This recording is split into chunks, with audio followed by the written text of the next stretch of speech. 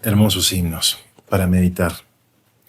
Hermanos, hoy tenemos un tiempito para hablar de un tema importante, saliendo un poco de la serie de Romanos que venimos disfrutando desde la plantación misma de nuestra iglesia, pero hoy vamos a hacer un pequeño impasse y vamos a hablar de la iglesia verdadera. ¿Qué es eso? ¿Qué es la iglesia verdadera? Siempre desde el punto de vista humano miramos a nuestro alrededor y cuando hablamos de iglesia, ¿qué pensamos? Pensamos en un edificio, pensamos en una institución, en una organización, en personas uniéndose para adorar, para enseñar. Y está bien, es como lo primero que se nos viene a la mente y lo primero que se le viene a la mente a las personas. Pero para el Señor y el verdadero significado espiritual de lo que es la iglesia es un tanto diferente. Vamos a abrir, por favor, hermanos, Efesios capítulo 5, versículos 25 al 32. Quienes no tengan, igual está proyectado en la pantalla. ¿En capítulo? Capítulo 5, versículos 25 al 32. Y es muy interesante esta metáfora. Para mí, absolutamente fundamental. Maridos, amad a vuestras mujeres, así como Cristo amó a la iglesia y se entregó a sí mismo por ella para santificarla, habiéndola purificado en el lavamiento del agua por la palabra, a fin de presentársela a sí mismo, una iglesia gloriosa, que no tuviese mancha ni arruga ni cosa semejante, sino que fuese santa y sin mancha. Así también los maridos deben amar a sus mujeres como a sus mismos cuerpos. El que ama a su mujer a sí mismo se ama, porque nadie aborreció jamás a su propia carne, sino que la sustenta y la cuida, como también Cristo a la iglesia, porque somos miembros de su cuerpo, de su carne y de sus huesos. Por esto dejará el hombre a su padre y a su madre, y se unirá a su mujer, y los dos serán una sola carne. Grande es este misterio, mas yo digo esto respecto de Cristo y de la iglesia. La metáfora de la iglesia es la esposa de Cristo, la unión de su pueblo con Él para siempre. El día de la coronación de Cristo se le llama la cena de bodas del Cordero. Y vamos a hacer un pequeño paralelo entre Adán y Cristo. En la creación de su esposa, Adán se le abrió la carne de su costado y fue extraída una costilla de la cual fue hecha su esposa. Cristo, al ser levantado en el madero, fue abierta su carne y traspasada la costilla con una lanza, y salió agua y sangre de su costado. Ese fue el momento en el que el precio de la dote de su esposa, la iglesia, fue completamente pagado. Adán del árbol del madero participó del pecado. ¿Lo hizo inconscientemente Adán? No. Lo hizo porque su esposa lo había hecho y él debía participar. Él se hizo pecado voluntariamente para estar con su esposa fuera del jardín. Cristo fue levantado en un madero, en un pedazo de árbol, para pagar ese precio por el pecado. Adán se hizo maldición y padeció espinas y cardos en este mundo, en la presente tierra, por su esposa. Cristo fue coronado con espinas en la cabeza para ser rey de su pueblo, de su esposa, en la nueva tierra, en la que vendrá. Y como dije recién, hermanos, Adán voluntariamente se hizo pecado por su esposa. Y Cristo, como bien dice la Escritura que compartimos hace unos días, sin tener pecado, voluntariamente se hizo pecado para redimir a su esposa, la iglesia. Es una relación de amor tan grande que la única metáfora posible es la del matrimonio. La única unión posible es la completa, plena y definitiva del matrimonio. Por eso dice que la iglesia estará como su novia, ataviada, hermosa, perfecta, sin mancha y sin arruga, ese día final que el Señor la trae para sí y se consuma la unión eterna de su pueblo redimido con Él. Hermanos, hoy vamos a hablar un poco sobre la mente de Dios en la iglesia. ¿Qué significa la iglesia? Y cuando hablamos de la iglesia hablamos de liberación. Cuando hablamos de Cristo, hoy hablamos mucho del sacrificio de Cristo, hablamos de liberación. Hermanos, los cristianos, los miembros de la iglesia son los que Dios conoció incluso antes que existiesen. Hablamos hoy de que no hay tal cosa como el tiempo para Dios. Dios conoció a cada uno de nosotros antes de que siquiera fuéramos formados en la panza de nuestra madre. Y hoy vamos a hacer un popurrí de escrituras preciosas que hablan sobre el corazón de Dios con la creación y la salvación de su iglesia. Dice Pablo en Romanos, a los que predestinó, a estos también llamó, y a los que llamó, a estos también justificó, esto es, los hizo justos, y a los que justificó, a estos también glorificó. Claramente hay una cadena, lo que se le dice la cadena de oro. En la mente de Dios, Él conoció a los individuos, porque para Él no hay tiempo, no hay tal cosa como pasado, presente y futuro. Y a estos predestinó durante el tiempo de la tierra, los llamó, los que llamó los justificó, esto es, los hizo justo, justificar, hacer justo, a través de la obra de Cristo, y a los que justificó, a estos también glorificó. Dios nos vio desde el principio en el final. Y esa es la gloria de Dios, la total omnisciencia, la total omnipotencia para hacer su voluntad y para que todos sus propósitos y designios fueran hechos. ¿Puede alguien frustrar la obra de Dios? Nadie, absolutamente nadie.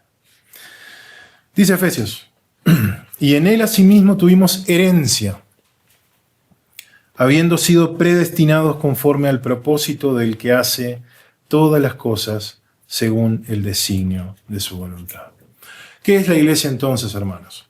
Es la asamblea de las almas redimidas, aquellos que han sido llamados por Dios Padre como un regalo a su Hijo.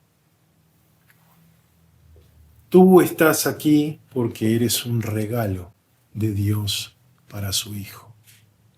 Y vamos a ver algunas escrituras en Juan, algunas de las que el hermano también compartió. Mediten en estas declaraciones del Señor. Todo lo que el Padre me da, vendrá a mí. Esto es una declaración inexorable. Todo lo que el Padre me da, vendrá a mí, ocurrirá. Y al que a mí viene, no le echo fuera. Mi Padre que me las dio, hablando de las ovejas, es mayor que todos. Y nadie las puede arrebatar de las manos de mi Padre. Y cuando hablo de nadie, hablo ni siquiera nosotros mismos. Ni el diablo, ni la muerte, nada puede arrebatar las ovejas de la mano del Padre. Orando a Dios antes de la crucifixión, Cristo dijo, hablándole a Dios, he manifestado tu nombre a los hombres que del mundo me diste. Tuyos eran y me los diste y han guardado tu palabra. Sigue diciendo, yo ruego por ellos. No ruego por el mundo, sino por los que me diste, porque tuyos son. Esto es la iglesia, hermanos. Padre, aquellos que me has dado, quiero que donde yo estoy, también ellos estén conmigo, para que vean mi gloria que me has dado, porque me has amado desde antes de la fundación del mundo.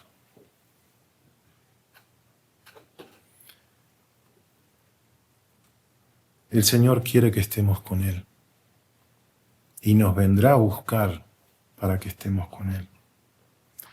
Hemos sido en este mundo, hermanos, rescatados y transferidos del reino de las tinieblas, de la potestad de Satanás al reino de Cristo. Como dice Colosenses 1:13, el cual nos ha librado de la potestad de las tinieblas y trasladado al reino de su amado Hijo. En espíritu somos ya ciudadanos, nueva creación, aún no en el cuerpo. La redención del cuerpo será la resurrección y el traslado. Dice Filipenses, mas nuestra ciudadanía está en los cielos, de donde también esperamos al Señor, al Señor Jesucristo. Esta iglesia nació en Pentecostés. En el mismo día que fue entregada la ley en el monte Sinaí, nace en el aposento alto, muchos miles de años después, la iglesia, después obviamente de la ascensión del Señor. Y esta iglesia fue comprada con sangre, hermanos. Para mí es un privilegio estar de pie aquí hablando ante el pueblo de Dios que ha sido comprado con la sangre más cara y más hermosa y más preciosa que jamás fluyó en venas ninguna. Dice en el libro de Hechos 20:28.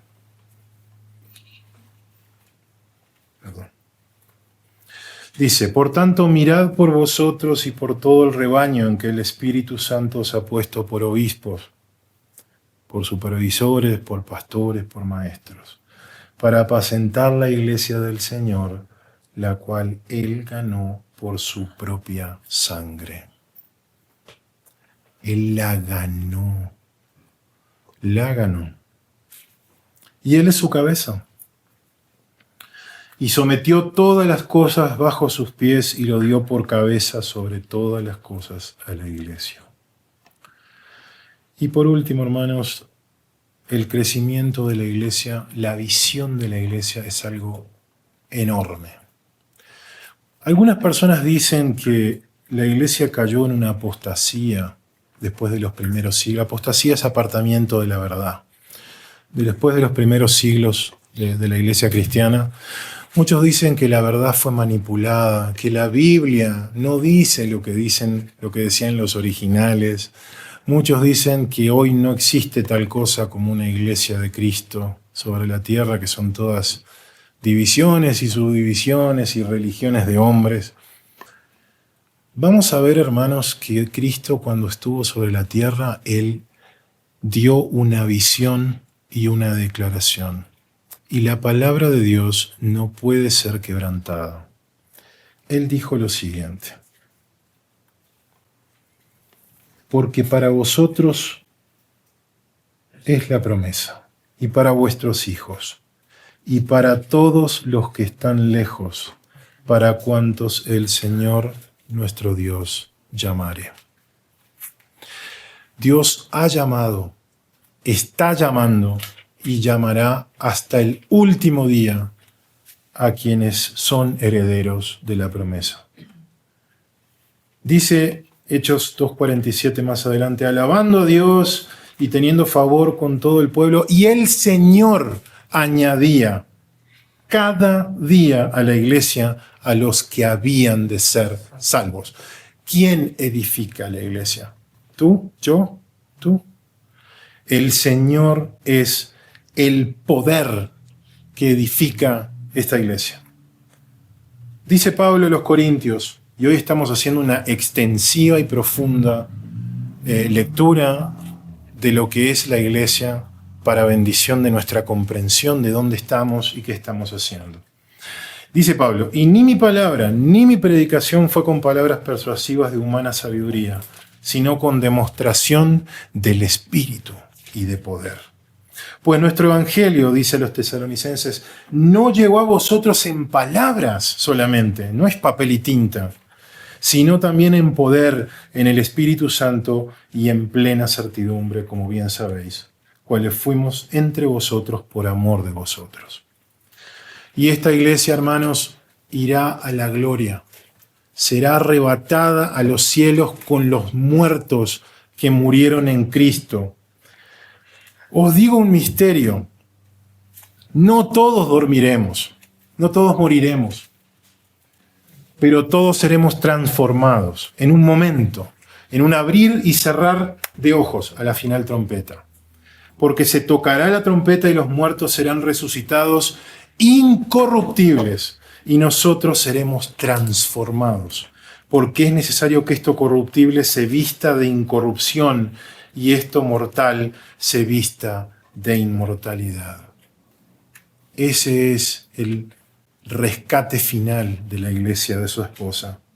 También le dice a los tesalonicenses, tampoco queremos, hermanos, que ignoréis acerca de los que duermen, para que no os entristezcáis como los otros que no tienen esperanza, porque si creemos que Jesús murió y resucitó, así también traerá Dios con Jesús a los que durmieron con él. Por lo cual os decimos esto en palabra del Señor, que nosotros que vivimos, que habremos quedado hasta la venida del Señor, no precederemos a los que durmieron, a los que murieron. Porque el Señor mismo, con voz de mando, con voz de arcángel y con trompeta de Dios descenderá del cielo, y los muertos en Cristo resucitarán primero. Luego, nosotros los que vivimos, los que hayamos quedado, seremos arrebatados juntamente con ellos en las nubes para recibir al Señor en el aire. Y así estaremos siempre con el Señor. Por tanto, alentaos unos a otros con estas palabras. Esa es la visión, hermanos, la esperanza final, la esperanza de gloria.